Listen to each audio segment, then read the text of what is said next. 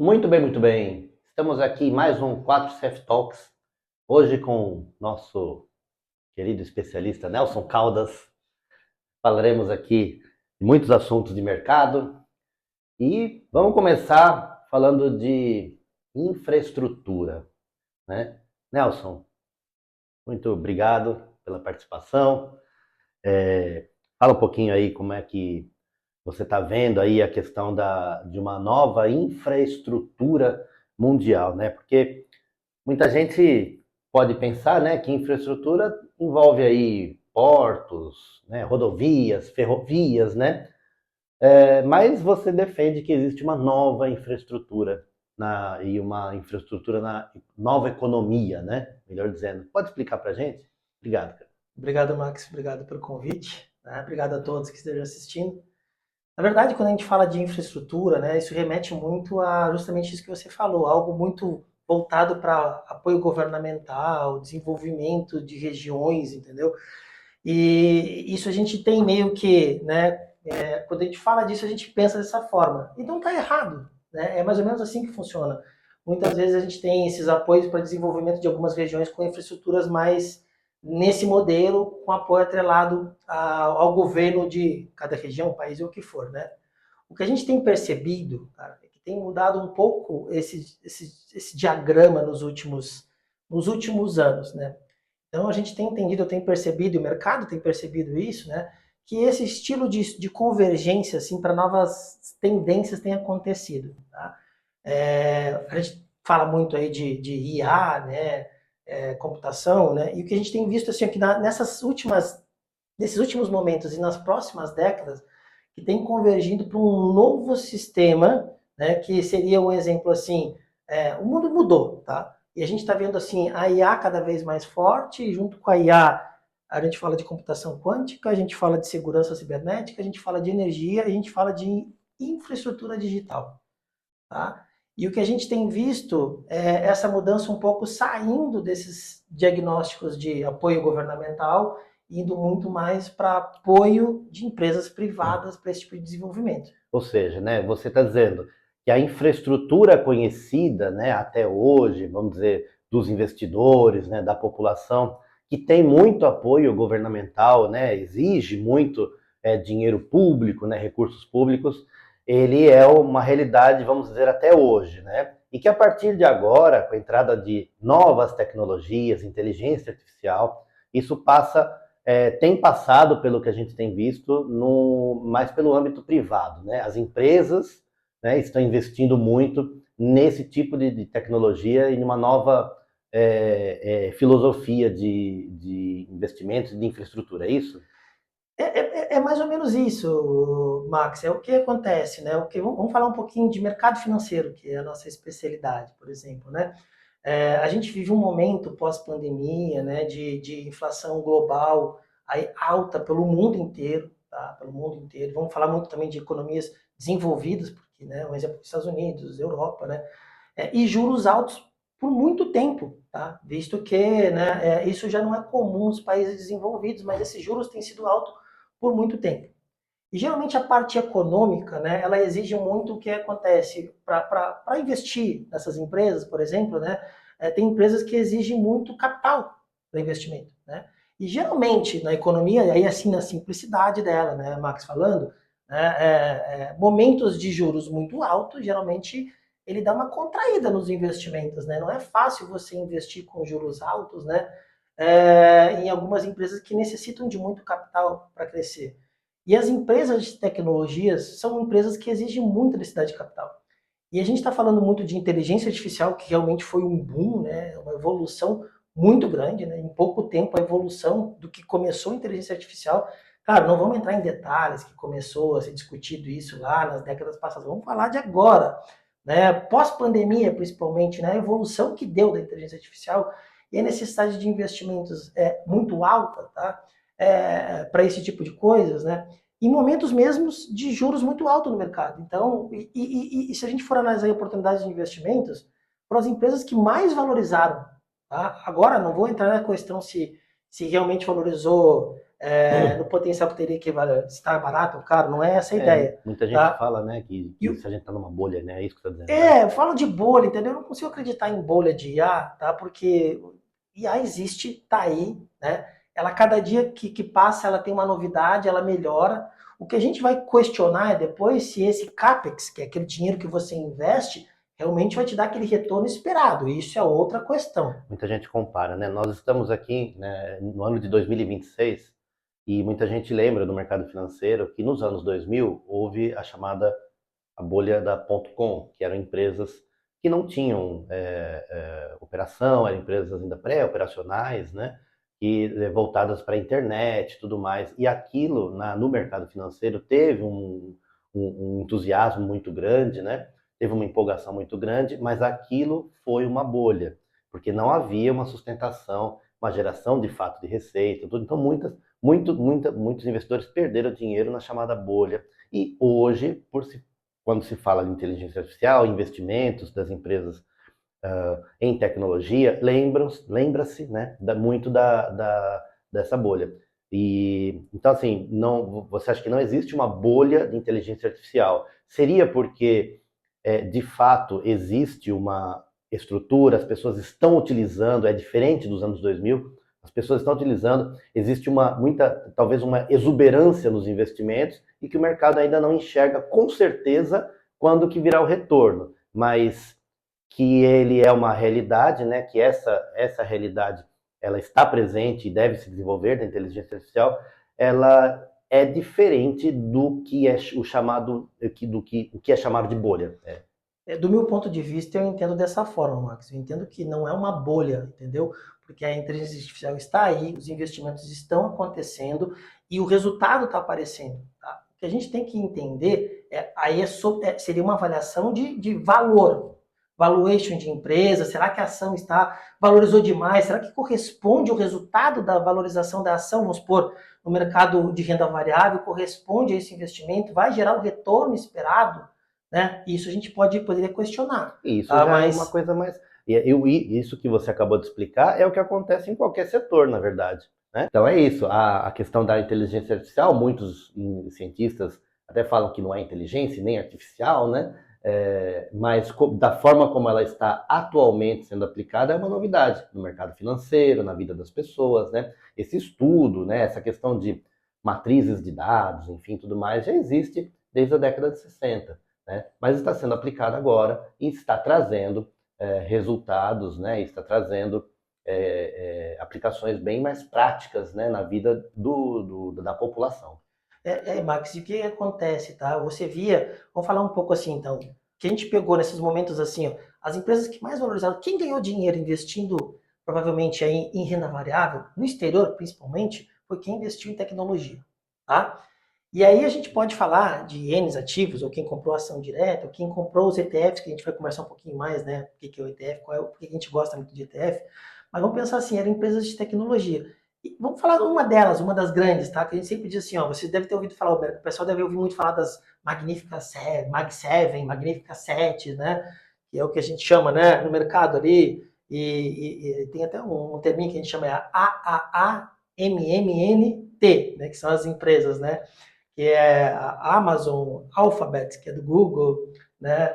Depois a Apple, né? Depois o MM ali, que é o Microsoft e a Meta, né? Depois o N da Nvidia, né? E o T de Tesla. Essas seriam as magníficas 7. AAMMNT. Olha que bacana, pessoal. Lembre dessa 7 aí, a dica do Nelson aqui, como ela sabe o nome de todas elas. E nós, que somos da mesma geração, né, Max, que pegamos lá aqui no Brasil, quando a computação pessoal deu um boom lá nos anos 90, o que você lembra quando você fala de Nvidia, por exemplo? Eu lembro de placa de vídeo. Placa de vídeo para computador, para jogos, e as melhores eram Nvidia. Você tem uma Nvidia. É isso tem uma aí, Nvidia né? dentro da sua casa. Você montou o computador que você montava os computadores, né, naquela época, né? Não tinha. Para ser um bom computador gráfico, tinha que ter uma placa Nvidia. Então o que acontece? A Nvidia ela era muito boa nessa produção dessas placas, desses chips, entendeu? Que fazia esse desenvolvimento para gráfico, principalmente, né? Você queria jogar no computador, se não tivesse uma Nvidia, você poderia ter uma dificuldade.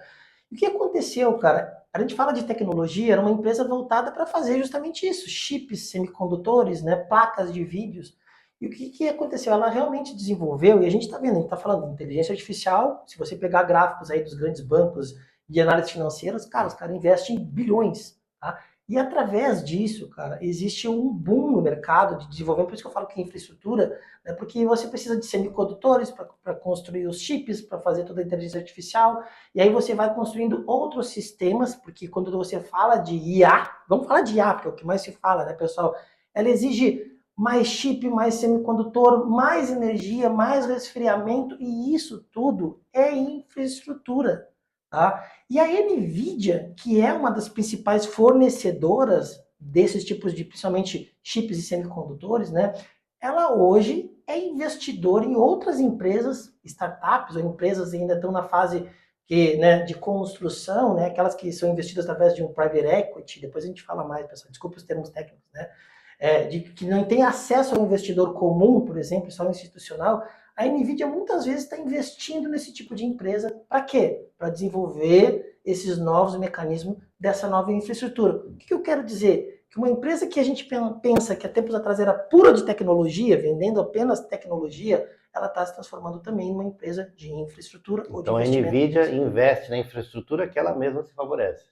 É isso aí. Então, muitas vezes ela está vendendo, né, a ferramenta que a gente sempre diz, né? Quando a gente vai. Uma frase você já deve ter ouvido por aí, né? Na corrida do ouro, muitas vezes quem ganha dinheiro não é quem está minerando ouro, é quem vende as pás, né?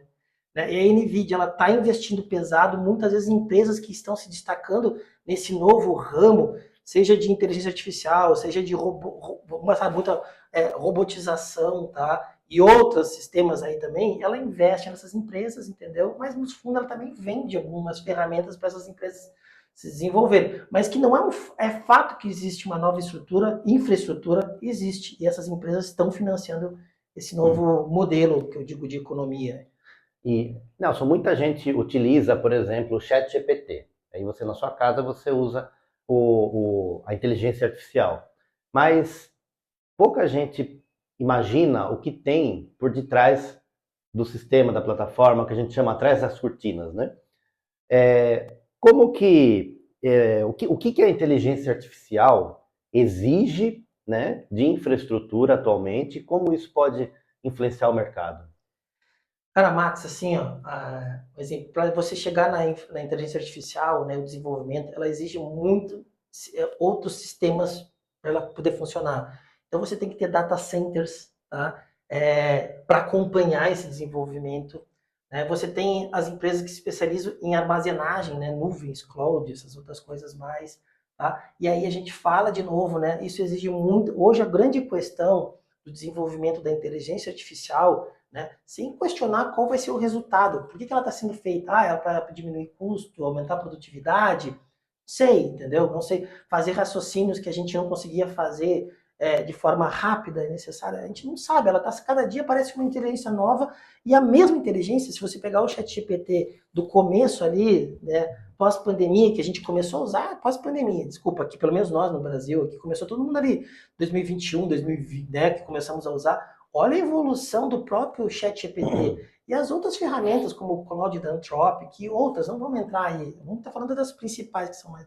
Ela desenvolveu demais e isso é necessidade. Então você tem que ter data centers que acompanhem esse desenvolvimento, você tem que ter sistemas de armazenagem, você tem que ter sistema de computação que vai evoluir, que a gente vai falar um pouquinho de computação quântica. Isso Tá? tudo exige muita energia, né? Muita, muita.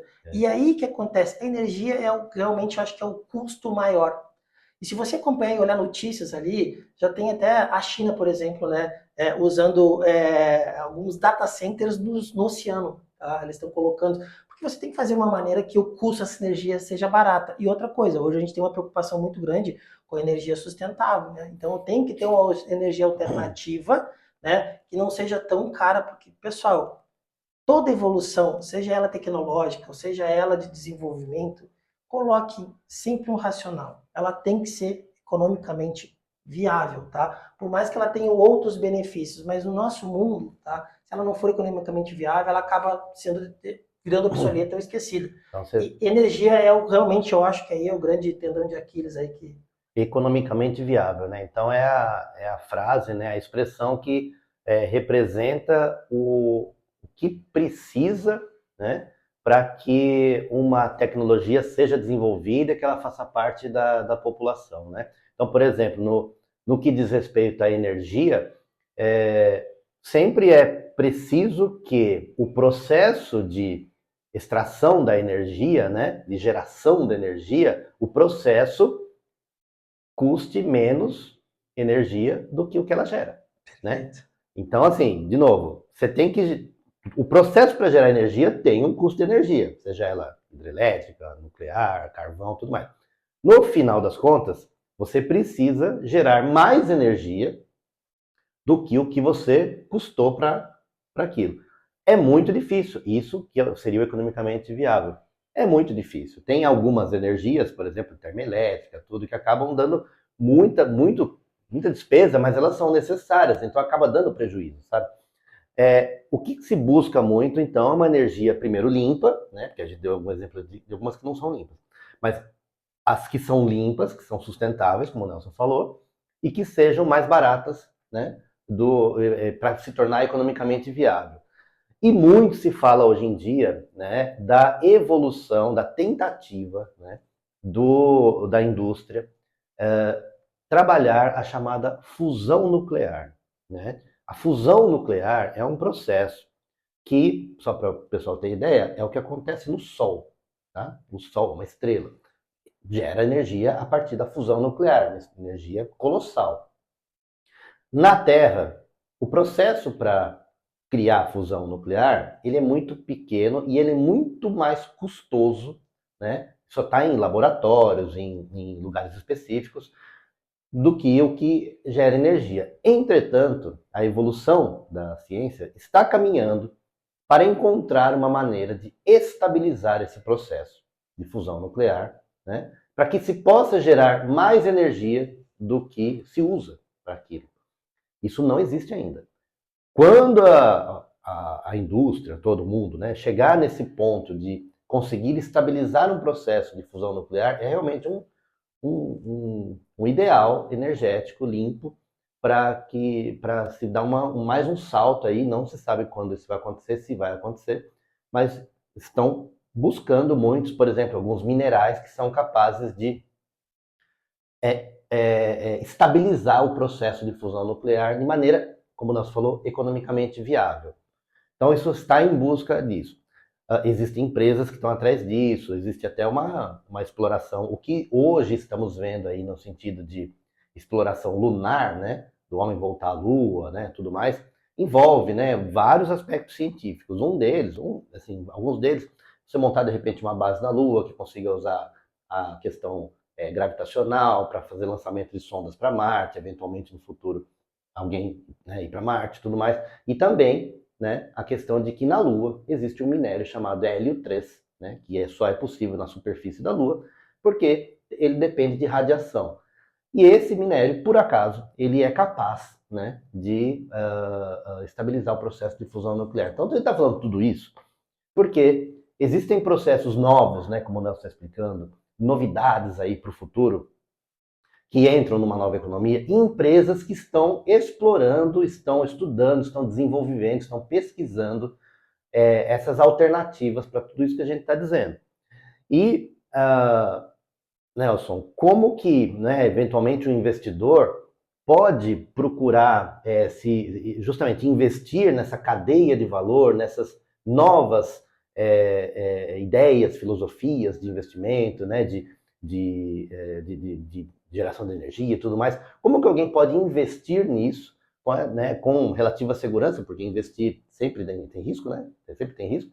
Como que se pode investir nessa nova ideia aí de infraestrutura em cima de tudo isso que a gente está falando, e dessa busca tanto por energia, né? Que é assim, que cada vez mais é preciso. Max, aí a gente entra aqui no nosso perfil, né? Nós da 4CF Investimentos, a gente tentou desenvolver uma filosofia de investimento. Porque é quase difícil, quase impossível, a gente não quer, na nossa filosofia de investimento, tentar descobrir qual vai ser a próxima NVIDIA, qual vai ser o próximo OpenAI, qual vai ser a nova Anthropic. Isso é muito difícil. Você pode até arriscar nisso, entendeu? Mas é difícil você saber aquilo que vai dar certo e que não vai dar certo, entendeu? Então, nós da 4CF, quando nossos investidores nos procuram, a gente foge um pouco desse racional. Porque a gente está sempre do lado dos nossos clientes, tentando descobrir novas oportunidades para eles investirem, mas não passando um racional.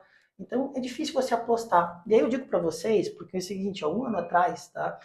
A gente acompanha muito, a gente escuta outros consultorias, assessorias, research, que é aqueles caras que fazem os relatórios para a gente acompanhar, e a gente vê muito no mercado, e o que o pessoal às vezes procura? Olha, pessoal, temos uma nova ação, uma nova empresa com um potencial absurdo de crescimento. Na nossa perspectiva, ela vai valorizar de 150 mil e 500% nos próximos anos. E aí você participa, e eles querem te vender no final o quê? Entre no nossa assinatura que nós vamos mandar. Ah, você ficou de fora da ação que nós recomendamos, né? O exemplo, eu estou dando esse exemplo porque isso realmente aconteceu no ano passado. E aí eu vou voltar a falar um pouquinho de energia, mas isso aconteceu com o quê? Com computação quântica. Muita gente começou a investir em empresas que estavam desenvolvendo os trabalhos de computação quântica. Não vamos entrar na parte técnica de o que seria, que uma faz de um jeito, outra faz do outro, mas essa nova computação, do novo modelo de computação, computadores extremamente avançados, tá? E aí eles pegaram isso no ano passado e trouxeram, botaram lá um slide de uma empresa que estava, uma empresa americana, que estava abrindo uma nova fábrica dela lá no Arizona, né? E que acontece o momento também governamental, onde o governo incentivava lá, ia fazer um pacote de 2,5 bi para investir, quem fizesse algum acordo. Então, tudo isso eles trouxeram essa empresa, entendeu? Para investir e falaram, ó, se quiser participar aqui, essa é a ação. Aí eu peguei para acompanhar, vamos ver qual era a empresa, entendeu? Eu não vou falar qual é a assessoria, não faz sentido.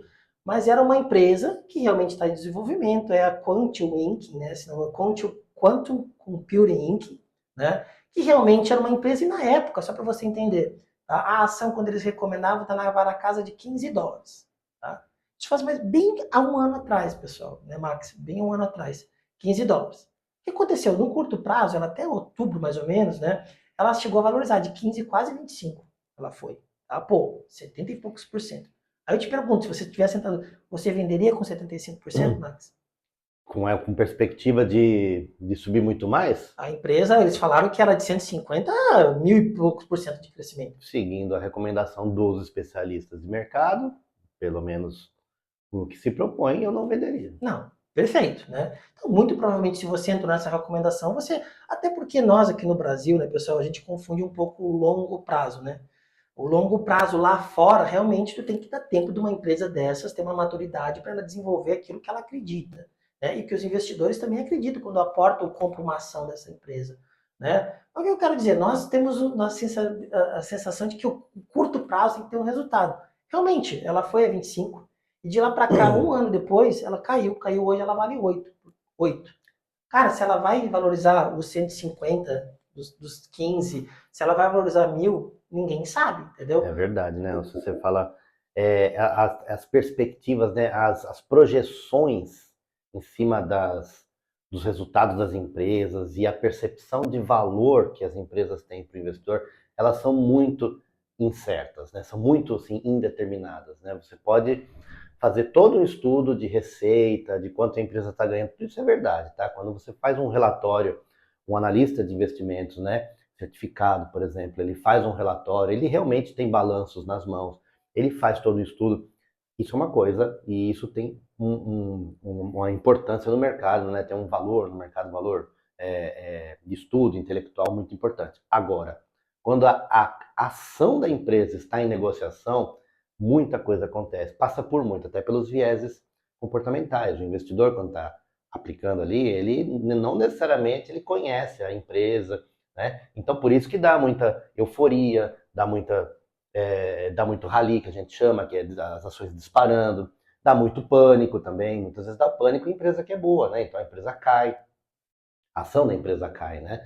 Então esses fatores que são muito até subjetivos, né? Envolvem aí o comportamento humano, porque quem que é o mercado? A gente fala quem que é o mercado? O mercado são as pessoas, né? São os investidores. Então, muitos investidores são pessoas físicas e muitos investidores são pessoas que estão dentro de empresas, né? Mas todo mundo tem um comportamento pode ser, assim, que é muito subjetivo muitas vezes, né? Por mais que haja políticas de investimento e tudo mais, então, de fundos, eu digo assim, né? Então, isso tudo passa a fazer com que o preço, né, dos ativos, né, oscile muito e cause muita turbulência, volatilidade nos mercados, né? É isso, mas o que a gente quer dizer? Ó, pessoal, isso aqui não é recomendação, não é nem nada, nós estamos comentando o caso que realmente aconteceu, tá? Mas nós da 4CF, a gente nunca recomenda uma ação direta, né? Ainda mais se você está... Porque o pessoal escuta, olha, pô, imagina o potencial de valorização, qual é o investimento que vai me dar isso, entendeu? Só que é difícil acertar qual vai ser a nova Nvidia. Tá? Então, o que acontece? Na nossa época, a gente começou a analisar desde aquele período, já vinha sempre acompanhando, né? A gente via no mercado? Mercado de juros altos, né, com dificuldade de investimentos. Quais eram as empresas em renda variável, quando a gente investe em ações, que davam resultado? Eram as de tecnologias. Né? E a gente sempre falava, olha, quando esses juros cair, que já era para ter caído nas análises lá de trás, né, quem vai se beneficiar? As empresas que necessitam de mais investimentos. E aí o pessoal sempre foi, não, mas não podemos ficar fora da tecnologia que a gente via através da IA, de robotização e outras coisas mais. E aí a gente fala também de uma outra ciclo dessa infraestrutura, que é a cibersegurança desenvolvendo. Então, o que a gente recomendava? Então, tá, vamos participar, mas vamos participar sem comprar uma ação. Vamos diversificar. Aí a gente entrava nos mecanismos, né, como os ETFs. Muito Né, bem, os ETFs. Né? Os né, ETFs são cotas de fundos negociados em bolsa, e fundos esses que investem em diversas empresas, cada um tem uma tese, como a gente chama, né? O ETF tem diversos, tem no Brasil, lá fora tem muito mais opções, você pode investir no mundo inteiro, você pode investir em renda fixa, em renda variável, no Japão, na China, você pode investir na Europa, nos Estados Unidos, nos mercados emergentes, né? Tudo via ETF de maneira diversificada, sem tentar, né, Nelson, como você falou, sem tentar escolher uma empresa. Se você é um investidor, de repente, que você conhece uma determinada empresa e queira investir nela, isso é válido. Aí você é muito mais o acionista da empresa, né? Se você for investir numa ação sabendo o seu papel de acionista, isso é válido, né? Porque aí você não vai sofrer quando aquela ação estiver oscilando muito, porque você, investidor, tem exatamente conhecimento mais aprofundado sobre determinada empresa. Quando a gente fala de investimentos para a população, né, assim, que quer investir, mas que não vai parar para analisar uma empresa específica, um mecanismo muito utilizado e regulado e seguro do ponto de vista de instrumento, né, não de preço, é o ETF. Né? É o ETF, que ele permite você investir em praticamente qualquer coisa. Fala um ETF de alguma coisa, por exemplo, ouro, tem ETF de ouro. Você pode investir em ouro, você pode investir em prata, você pode investir em terras raras, tudo por intermédio de fundos que fazem esses investimentos e que oferecem para você. E aí a gente explica, né? A gente, pela consultoria, a gente mostra as alternativas, o que é, de repente aquele que tem um custo, porque existem custos internos ali, o mais baixo, tudo mais, o que faz sentido para você, valores e tudo mais, e a gente, isso faz parte, né, do trabalho de recomendação de consultoria, mas de novo, é uma recomendação primeiro, conhecendo os objetivos do investidor, quem é a pessoa, se aquele recurso é de curto prazo, de longo prazo, tudo mais, mas explicando o perfil da pessoa, perfil de risco, né? Utilizando, né, da melhor forma o instrumento, né, que foi criado justamente para facilitar o investimento, né, Nelson? E para capturar o objetivo que o cliente realmente necessita dentro daquele perfil dele, né? No perfil dele. Então, dentro, olha, do percentual, ó, você investe X, pouca coisa, porque você tem... Aí aqui isso é um estudo, mas realmente, você tem que realmente entender o cliente, os objetivos e o perfil de risco dele. E hoje a gente consegue investir lá fora, né? Porque hoje, antes era um acesso muito difícil, era só porque a gente chamava para os clientes private banking.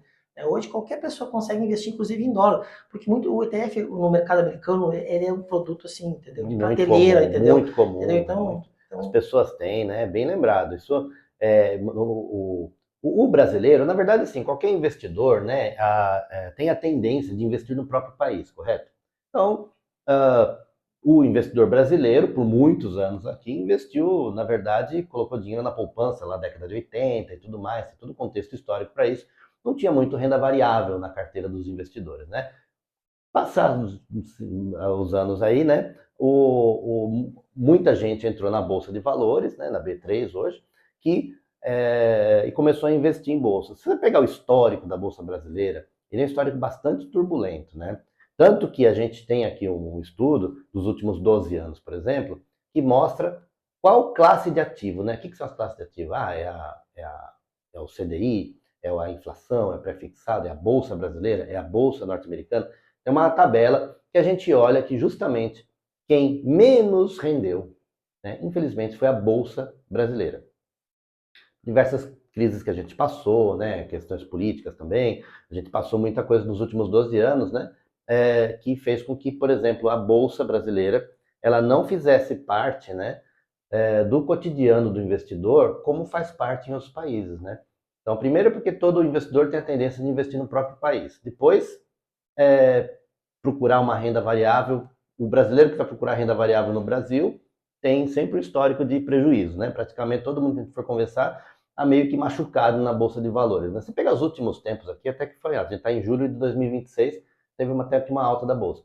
E aí a tendência para investir... E a gente sempre escuta a mesma coisa, né? A Bolsa brasileira está sempre barata em dólar, É né? sempre barato e não que nunca... E sempre pode ficar mais barato, tá? Sempre pode ficar mais barato, exatamente, tá sempre mais barato. E aí, o que a gente faz? Por que a gente está falando isso?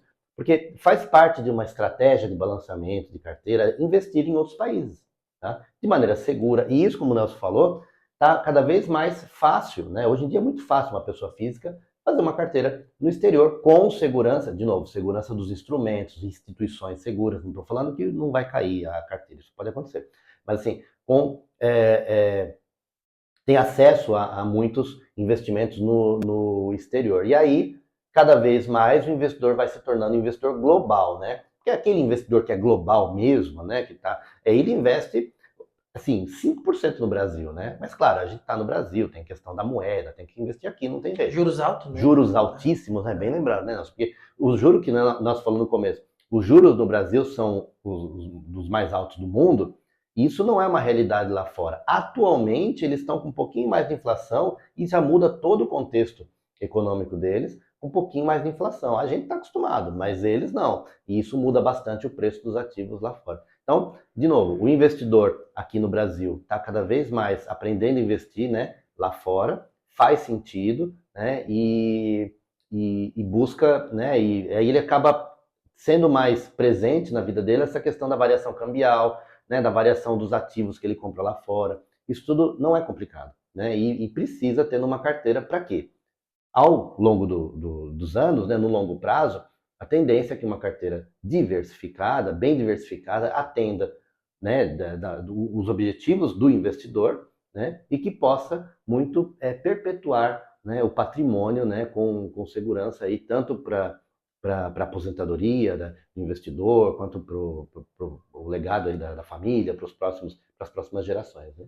E o que a gente sempre diz, e vamos falar assim desses nossos investidores que investiram, vamos falar um pouquinho de ETF lá fora, para quem colocou o seu dinheiro lá naquele percentual. Então você poderia ter coragem de ter investido na Nvidia, mesmo com juros altos nesse período conturbado, ter ganhado dinheiro? Teria. Tá? Mas quando você diz assim, o que a gente fala de momento infraestrutural, a gente está vendo que a tecnologia era um momento mesmo, um ciclo econômico talvez não tão favorável para esse tipo de empresa. Então o que a gente recomenda? Vamos diluir esse risco. E aí a gente vai falar de um que é um ETF principal quando se fala de tech lá fora, que é o QQQ, tá? Que ele replica o índice da Nasdaq 100. O que seria isso? A bolsa dos Estados Unidos lá, que tem as 100 principais empresas não financeiras. Então ele é praticamente tech pura. Ele pega e coloca praticamente todas essas empresas, são praticamente todas de tecnologia. E 52% do resultado desse ETF, desse índice, ele vem dessas MagSef, das Magníficas 7. Então você vai estar concentrado nessa 7 principal, mas aí você vai ter as 7 que a gente falou, não só a NVIDIA.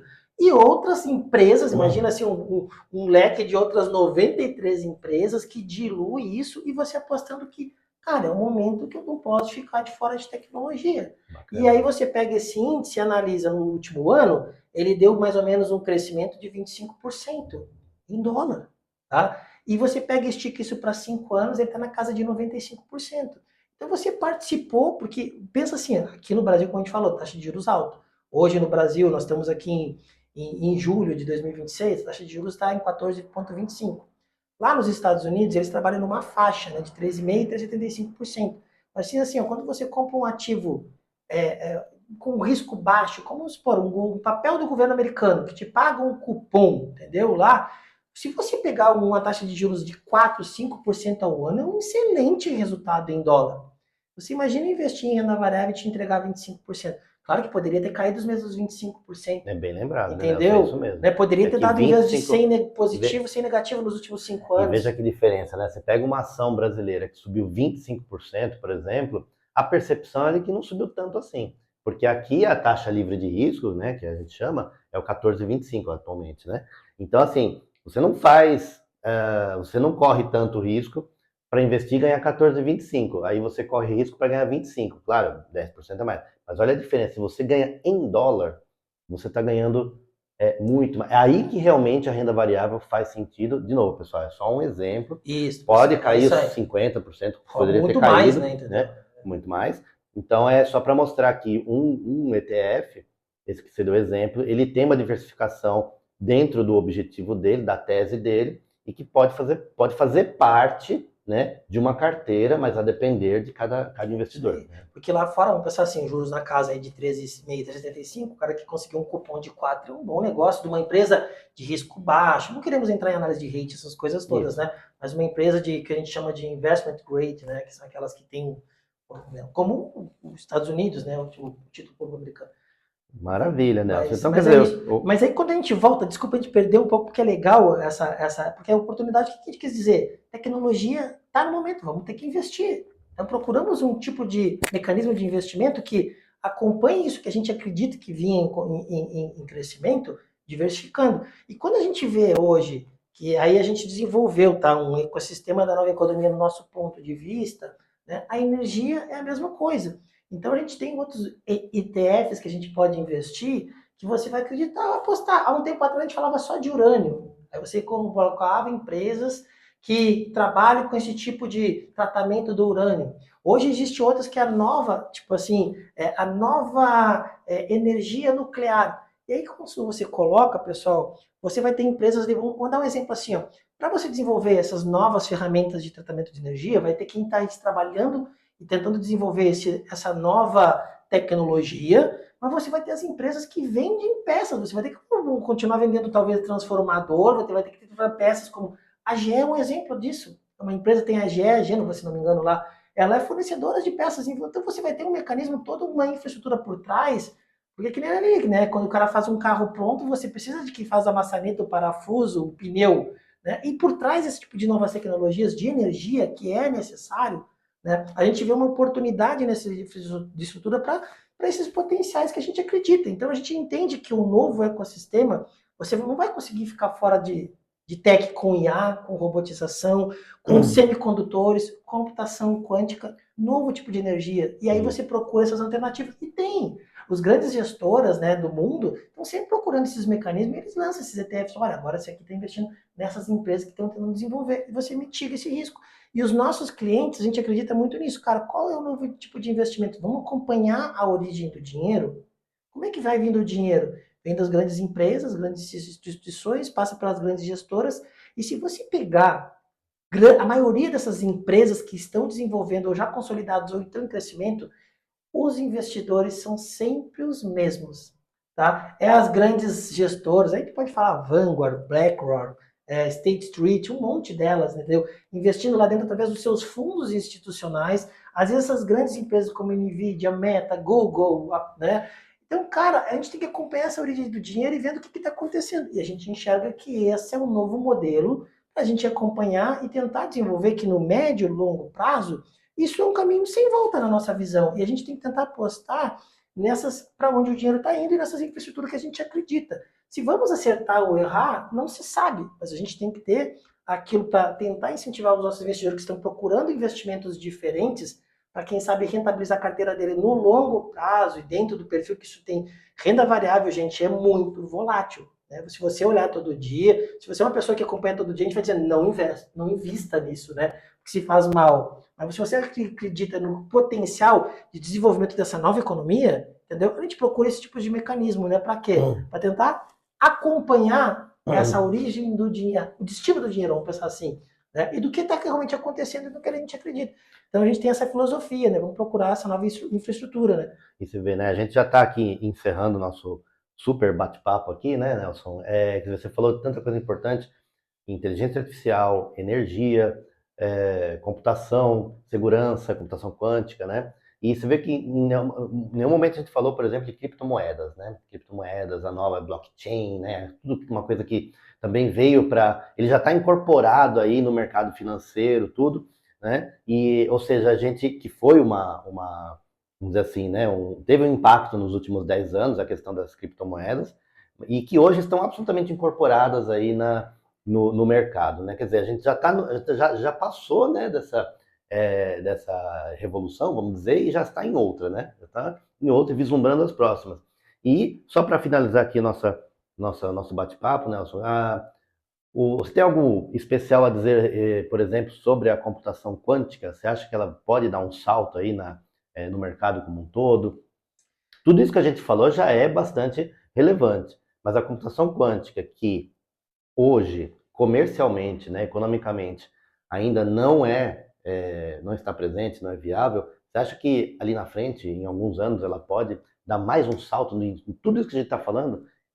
Olha, Max, assim, ó, não é que eu, um exemplo assim, eu acho que é um caminho sem volta, tá? A gente chegou num momento de investimento em tecnologia, né, que eu acho que não para mais. Porque realmente o que pode realmente escalar rapidamente, né, economicamente viável, é tudo que vai para essa parte de tecnologia e computação. E eu acho que a computação quântica é um caminho sem volta. Se vai gerar o resultado, se vão descobrir alguma coisa no curto prazo, em quanto tempo, eu não sei. Eu só acredito, no nosso ponto de vista e da 4CF, quando a gente envolve metodologia, que eu acho que isso é algo que vem para ficar. E que vai cada vez mais vão ter empresas que vão tentar se dedicar estudo, conhecimento e tempo para isso evoluir. E se você acredita assim como nós, a gente acredita que tem que fazer parte, pelo menos, de pensar no racional, de você participar. Como é que eu vou participar disso? Talvez você vai dizer aos nossos investidores, então, cara, eu não quero, prefiro coisas mais consolidadas. Perfeito, mas se você acredita que queira ganhar no longo prazo, algo que realmente pode acontecer, entendeu? A gente acha que não pode ficar muito fora, você tem que participar. Porque isso do nada pode realmente você perder a oportunidade. Porque sabe, né, que para você ter oportunidade tem que estar participando. Porque depois que aconteceu já que é o que acontece mais comum, né? As pessoas geralmente compram depois que já deu o boom e aí vende na alta, né? O correto seria vender na alta, mas aí acaba comprando na alta depois que todo mundo já entrou. Então você tem que acreditar nessa filosofia, desculpa, de investimento. Então a gente acredita, então a gente desenvolveu aqui, depois eu vou mostrar para você um gráfico que a gente fez desenvolvido, que existe toda uma infraestrutura. Então no centro a gente tem uma infraestrutura digital, onde tem as nuvens, os data centers, as redes, tudo isso é necessário. Ali a gente tem uma conexão com o que está acontecendo com o mundo, né? Automação e robótica, a gente tem que falar de robôs humanoides, não para de aparecer, né? Novas tecnologias nessa parte de automação e robótica, a inteligência artificial ali com os modelos, os agentes, né? Aí vamos entrar em machine learning, essas coisas, não quero ser técnico aqui, mas, cara, não tem o que mais se fala. Depois disso, a computação quântica tentando desbravar alguns assuntos. E a gente vê e pega, esses dias até teve um caso aí de um case matemático que, se não me engano, a Anthropic conseguiu resolver sozinho, né? Tem notícias aí depois muito a gente legal. compartilhar. A gente entendeu? vai qualquer dia fazer um Entendeu? sobre isso. Então, assim, a evolução está sendo muito rápida, tá? Diante disso, semicondutores, componentes têm que ser desenvolvidos e dentro disso, não esqueçam, junto com o avanço tecnológico, tem que ter a segurança. Então, existe muitos clientes nossos têm esse tipo de preocupação e nós também. Então, tipo assim, nós temos que acompanhar quem investe em cibersegurança. Então, existe também ETF para isso, tá? A gente, quando monta, a gente, cara, vamos investir em tech, em computação quântica, em energia, cibersegurança. Existem alguns ETFs para isso. Cibersegurança está agindo, então o sistema tem que ser protegido. Embaixo disso, a energia, que vai alimentar todo esse ecossistema, que você vai ter, pode ser energia nuclear, as redes elétricas vão existir, armazenamento de energias, baterias, o que eles chamam de grid intelligence também, que é essas novas, existem alguns fundos e ETFs também para smart grid intelligence, que eles chamam lá, que é investimentos em energias limpas e novos modelos de energias. E embaixo disso, pessoal, as empresas que vendem equipamentos e infraestrutura, porque você vai ter os sistemas de refrigeração, os transformadores, tá? Bombas, turbinas, geradores, tudo que for. E do outro lado, as matérias-primas, entendeu? Que alimentam todo o ecossistema. Urânio, cobre, quem sabe um Hélio-3 no futuro, as famosas terras raras, silícios. Então, assim, outros minerais, cara, isso tudo é um ecossistema. E você tem que acompanhar como está funcionando. Então a gente acredita nisso, pessoal, que existem alternativas a gente participar disso que a gente está enxergando, que a gente entende que é um caminho sim, acho que é um caminho sem volta, e a gente participa tentando enxergar isso como um novo ecossistema da economia e a gente tentar participar, quem sabe, aí, ajudando nossos clientes a ter um pouquinho de oportunidade nesses momentos, né? No longo prazo, né? Muito bom. Então, quer dizer, né, para quem ficou empolgado com a explicação do Nelson, né, com esse mundo de investimentos que tem para fazer, eu acho que o recado, então, né, Nelson, é assim, não procurar acertar uma determinada ação, uma determinada empresa, um único investimento. Isso não é saudável financeiramente falando. Isso é aposta, né? Isso é aposta, e a gente está completamente fora de qualquer tipo de aposta. Ou seja, existe num determinado investimento ou num determinado segmento da indústria, existe toda uma cadeia que pode ser objeto de investimento para que se aposte no crescimento daquilo, né? Para que realmente você seja investidor de alguma coisa real, né? Da economia real e que tenha potencial de valorização no futuro, né? É isso, a gente tem que estar acompanhando o que está acontecendo com os modelos globais, né? Então a gente tem que estar acompanhando o que está acontecendo, para onde está indo, o que tem desenvolvendo. E tem muita alternativa e isso o investidor merece ter informação, ele merece ter, que a gente leve para o investidor todo o cenário, as ofertas, as soluções, né? Toda essa leitura, né? do mercado para que o investidor possa decidir, né?